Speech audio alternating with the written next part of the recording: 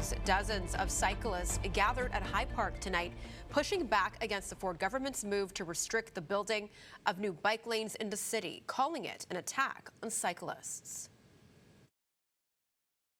The province kind of coming in and saying, no, us unilaterally will decide what stays, what goes, what gets built and what doesn't, really just is a big overreach.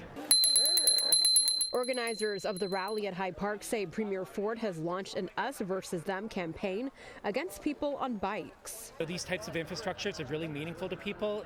They help people get to parts of the city. It helps people make local trips. The province has said the legislation will focus on tackling gridlock and keeping drivers moving on city streets, with municipalities having to demonstrate that any proposed bike lanes will not have a negative impact on vehicle traffic.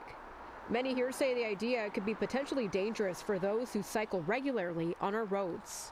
We cannot throw away human life for the sake of slight driving convenience. That's not acceptable. That's not okay.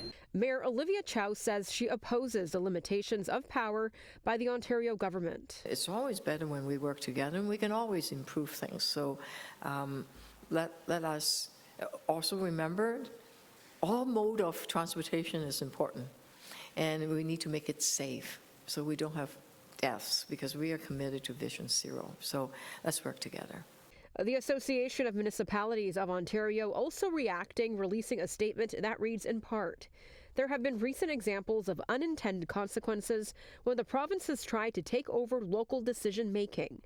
We urge the province to respect local decision making when considering transportation improvements and not repeat its mistakes of the past. Back at the rally, those gathered say they are concerned that the proposed legislation could impact the Bloor Street West bike lane extension project, though Ontario's transportation minister has said there are no current plans to order the removal of the lanes.